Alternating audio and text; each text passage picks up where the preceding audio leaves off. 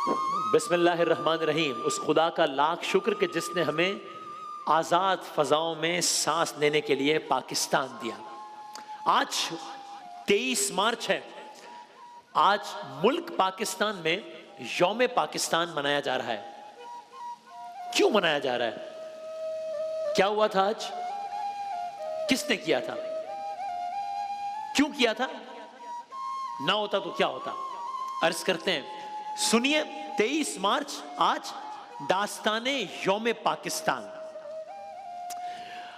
अब ये दास्ताने यौम पाकिस्तान क़याम पाकिस्तान से बहुत पहले की बात है, जब ना पाकिस्तान नामी कोई मुल्क था, ना भारत नामी कोई मुल्क था।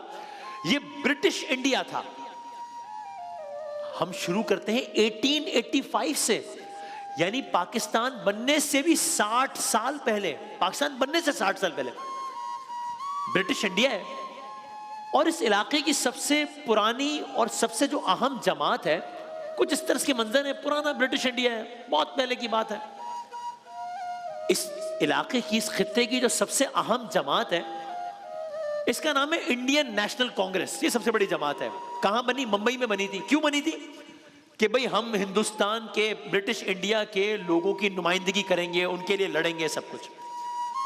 कायदे Azam was also part of it. लेकिन जो जो टाइम गुजरता गया, मुसलमानों को एक रियलाइजेशन हुई। मुसलमानों में ये एहसास पैदा हुआ कि ये जो जमात है, ये हिंदू डोमिनेटेड जमात है, ये हिंदू अक्सरियत जमात है, ये हमारी सही रिप्रेजेंटेशन नहीं कर रही है। We need to have our own platform. So 1906 में, अगेन पाकिस्तान बनने से 40 साल पहले की बात हो रही है, 1906 में उस वक्त के ढाका में मुसलमानों ने अपनी अलहदा सियासी जमात बनाई। पहले कांग्रेस थी, अब एक और सियासी जमात बनाई मुसलमानों ने। हमारी अपनी जमात होगी, क्योंकि कांग्रेस में हिंदुओं का कब्जा है। इस जमात का नाम रखा गया all India Muslim league. 1906 Dhaka, 1906। अभी कायदे आज़म नहीं है इसमें। टाइम आगे बढ़ता गया। इसके कयाम के 7 साल बाद 1913 कायदे आज़म मोहम्मद अली जिन्ना ने इस जमात को ज्वाइन किया। और फिर 21 साल बाद, यानी कि 1934 में कायदे आज़म इस ऑल इंडिया मुस्लिम लीग के प्रेसिडेंट बन गए। अब जब कायदे आज़म प्रेसिडेंट बन गए, जाहिर है क्या कहने हैं मोहम्मद अली जिन्ना के। उनकी क़यादत में जमात बहुत बेहतरीन तरीके से आगे बढ़ने लगी। उनकी क़यादत में जमात मुसलमानों के हुकूक का तहफ़्फ़ुज़ करने में अपना किरदार अच्छे तरीके से अदा करने लगी। हम तेजी से आगे बढ़ते हैं। अब जाहिर है कोई भी सियासी जमात होती है, उसके अपने मकसद होते हैं, उसके इजलास होते हैं, उसके सियासी जलसे होते हैं, उसके कन्वेंशन होते हैं। 23 मार्च, आज के दिन 23 मार्च 1940 को इसी सियासी जमात का या इसी जमात का सालाना इजलास था। और ये बहुत अहम मौका साबित हुआ, ये बहुत तारीखी मौका साबित हुआ। यानी ये एक सालाना इजलास नहीं था, ये एक रस्मी इजलास नहीं था, बल्कि पाकिस्तान की तारीख का संगे मील था। कहां था ये इजलास? लाहौर। किस जगह पे था? एक ग्राउंड में था, मिंटो पार्क कहते हैं उसे। ये वो ग्राउंड है जहां पर आज मीनार पाकिस्तान है। उस वक्त नहीं था, आज है। पाकिस्तान बनने के भी कई सालों बाद 1960 में इस जगह पर मीनार पाकिस्तान की तामीर का आगाज हुआ। 1968 में मीनार पाकिस्तान कंप्लीट हुआ। और मीनार पाकिस्तान इसीलिए बना, जो कि पाकिस्तान की शनाख्त है, कि जी एक तारीखी वाकया 23 मार्च 1940 को इस जगह पर मिंटो पार्क में हुआ था। उसकी निशानी के तौर पर मीनार पाकिस्तान बना। लेकिन 23 मार्च को ऐसा हुआ क्या था? यौम पाकिस्तान क्यों कहते हैं इसे?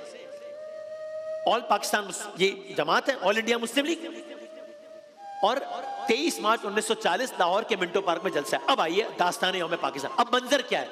अब मंजर यह है कि 23 मार्च का दिन है, मौसम बहार की खुशगवार दोपहर है, लेकिन फजा में मामूल से ज्यादा गर्मी है, जोश है। मंजर क्या है? मुसलमानों का जम्मे गफीर है, लाखों मुसलमानों का जम्मे गफीर है।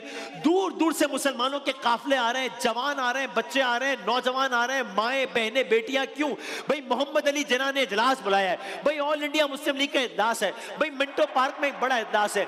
बच्चे बूढ़े जवान सबके चेहरों पर एक अज़म की चमक है, परचम लहरा रहे हैं, फजा में अल्लाह अकबर के नारे हैं, मुस्लिम लीग जिंदाबाद के नारों से फजा गूंज रही है।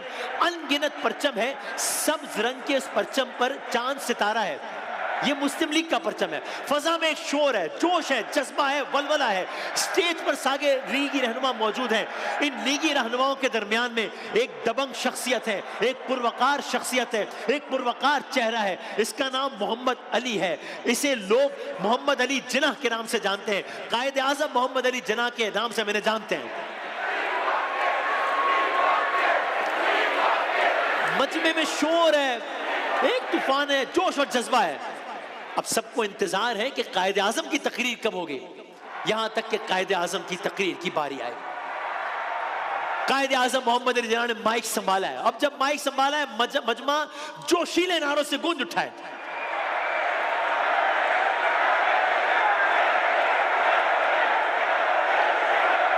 एक शोर है, एक मंजर है, लोग कायद की तकरीर के मुंतजिर हैं। यहां तक कि अब फजा में सुकूत है, खामोशी है, सब हमतन गोश है। वो तारीख साज लम्हा आ गया है। कायद आजम तकरीर शुरू कर रहे हैं, मजमा सुन रहा है, कायद बोल रहा है। अब कायद आजम ने क्या कहा, खुलासा पेश करते हैं। कायद, अब आप वो मंजर ज़हन में रखिए कि ब्रिटिश इंडिया है, हिंदू हैं, मुसलमान हैं, मसाइल हैं, सारे मुसलमान और अपना एक अलग प्लेटफॉर्म बना चुके हैं। अब कायद आजम ने तकरीर का आगाज किया, कहा हिंदू और मुसलमान दो अलग अलग अक़वाम हैं, दीन अलग, तारीख अलग, तहजीब अलग, तमद्दुन अलग, लिबास अलग, खुराक अलग, उसूल अलग, सब कुछ अलग है। हम दोनों, एहतराम अपनी जगह है, लेकिन दोनों एक कौम बनकर इकट्ठे नहीं रह सकते। ये राज काबिल कबूल नहीं है। We want the division of India into Hindustan and Pakistan because that is the only practical solution. बहुत मर्तबा दोहराया इस बात को कायद ने। हम मुतालबा करते हैं मुसलमानों को अलहदा रियासत दी जाए जहां वो अपनी अक्सरियत में हो और आजादी के साथ रह सकें। अब कायदे आजम ने गोया मजमे पर बिजली गिरा दी है, हर दिल में शम्मे उम्मीद रोशन कर दी है। उस माहौल में जब सब अपने आप को सप्रेस्ड फील करते थे, एक शम्मे उम्मीद रोशन हो गई है। ये 23 मार्च है, अब दोबारा फजा में शोर है, फजा फिर नारों से गूंज उठी है। मजमा नारों से गूंज उठा, दिल में जज्बा, जबान पर नारे, चेहरे पर इत्मीनान, आंखों में उम्मीद। उस एक तकरीर ने सब कर दिया है। अभी ये सब मंजर जारी था कि इस मंजरनामे को मजीद गरमाने के लिए उस वक्त के बंगाल के वजीर आला मौलवी A.K. फजलुल हक स्टेज पर आए हैं। अब जो होने वाला है ये बहुत तारीखी है। अब जो आपकी खिदमत में अर्ज करने लगे, इसके असरात आज तक महसूस किए जाते हैं। मौलवी A.K. फजलुल हक स्टेज पर क्यों आए हैं? करारदाद पेश करने के लिए आए हैं।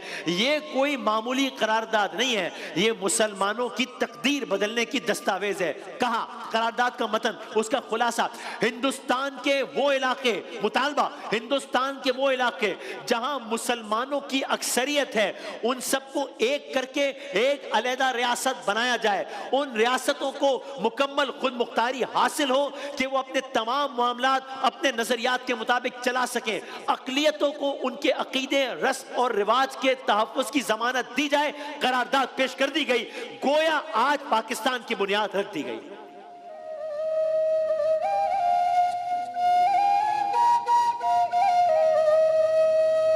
उस वक्त ये करारदाद लाहौर कहलाई, बाद में करारदाद पाकिस्तान कहलाई।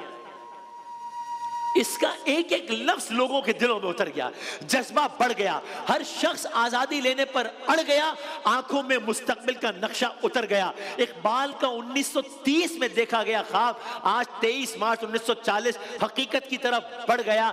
बस इसी करारदाद ने, आज का दिन हम क्यों इस तरह मनाते हैं? इसलिए कि इस करारदाद ने बर्रे सगीर के मुसलमानों को एक वाज़े मंजिल दे दी। अब तहरीक आजादी जो पहले से जारी थी वो एक कैटलिस्ट हो गया आज का जलसा, उसमें एक नई रूह फूंक दी। तहरीक आजादी नए मरहले में आज दाखिल हो गई। मुसलमान एक झंडे तले मुत्तहिद हो गए, कायद की क़यादत में सम मुतय्यन हो गई और फिर दुनिया ने देखा नामुमकिन मुमकिन हो गया। सिर्फ 7 साल बाद ख्वाब हकीकत बन गया।